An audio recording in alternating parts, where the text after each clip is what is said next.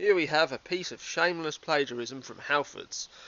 This is basically a Kona coil air, and what that design engineer at Halfords decided to do was get a piece of tracing paper and copy it, and then basically downspec it and sell it to the public for 600 to £1,000 back in 2009 to 2014. There was several different frame revisions, probably because of Kona complaining.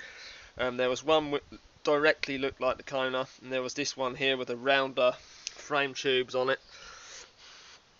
People do say these have problems with cracking and things, but the Konas did as well, so that doesn't completely discount it being not, a complete rip-off of the Kona.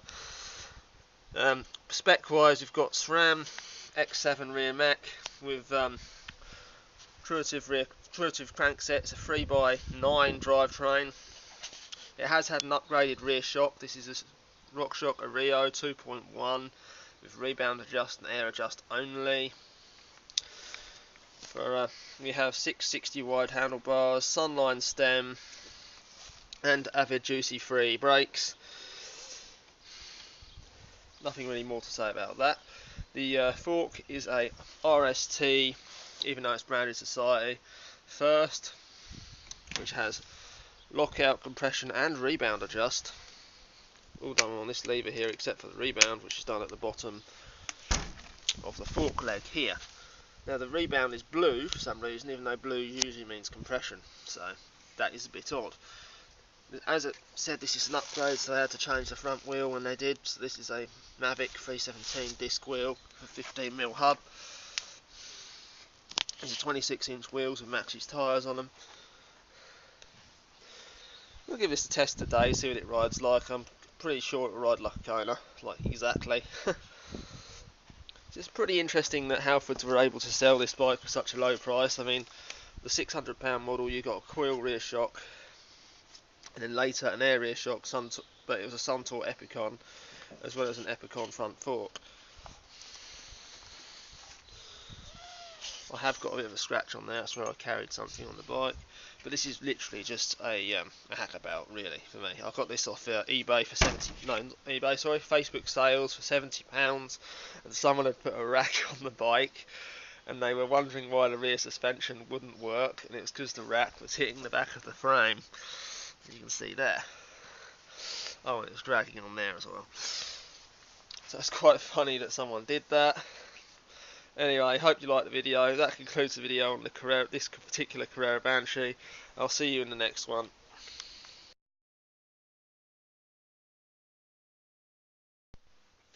Okay, here we have a Coyote HT that was an eBay bike.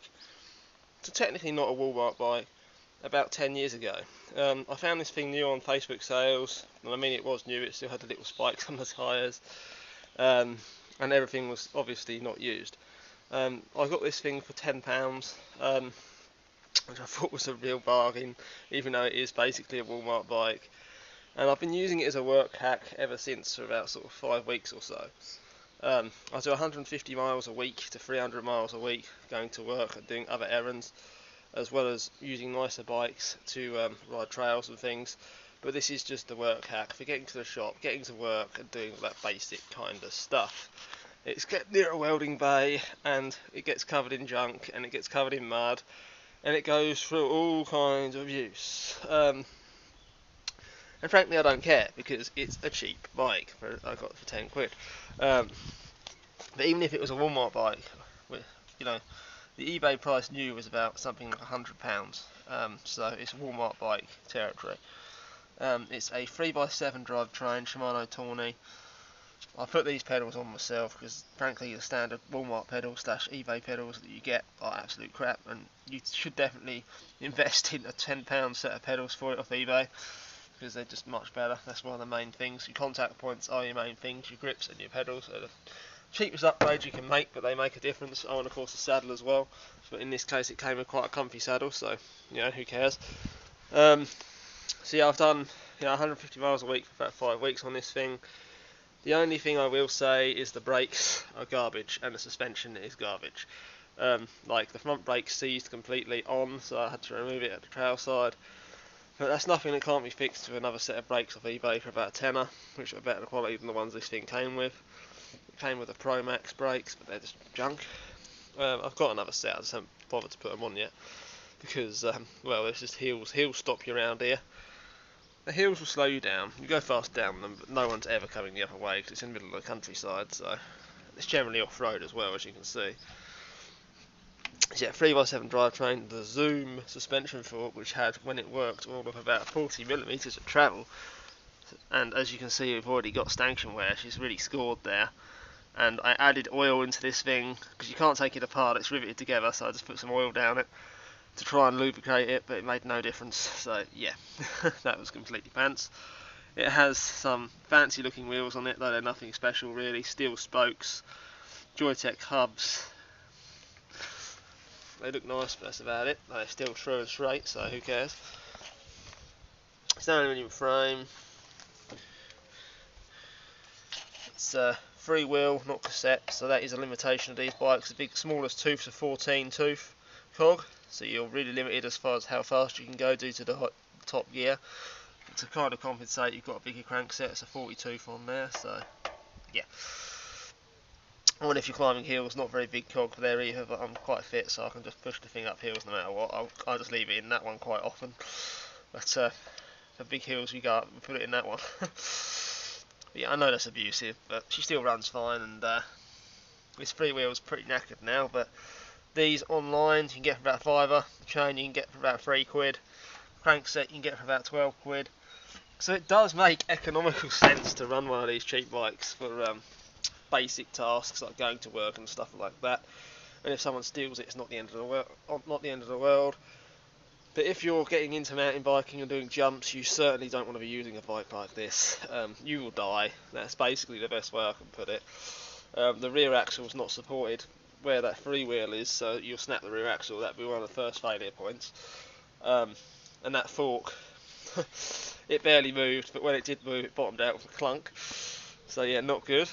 And the bars are obviously really narrow as well as the stem being a bit on the long side. But yeah, suspension fork will be either the first failure point, or the rear wheel, or even the front wheel, because these wheels are just cheap wheels that are made of cheap. It's better than what you get on most Walmart bikes though. So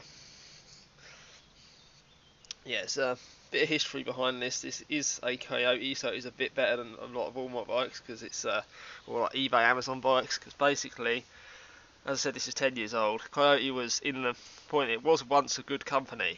They made decent quality bikes, like the original HT, that were good, and the Dual, and a DH3 and a DH2, which were 200mm travel downhill bikes. The frame was designed by Steve Fenton, who also designed frames for Kona, Giant, as well as other companies, and now runs Pro-Light Components. He's the owner of that. So he was the owner of Coyote before Concept bought it. This is just as Concept bought the company out. This frame was intended to be a dual slalom frame. He told me himself that was the case. And basically they didn't put any investment into the company and decided to make them into low quality cheap bikes, which is what this basically is, except the frame. And then Concept went bankrupt, and Coyote is now part of Advocate Sports Corporation. So bit of history on that one. Yeah, this frame does have proper CNC machining down here. This is a CNC machine piece, then welded to the chainstays. So that's pretty cool. You could rebuild the frame and upgrade the frame. So maybe some Walmart bikes / Amazon eBay bikes are upgradable.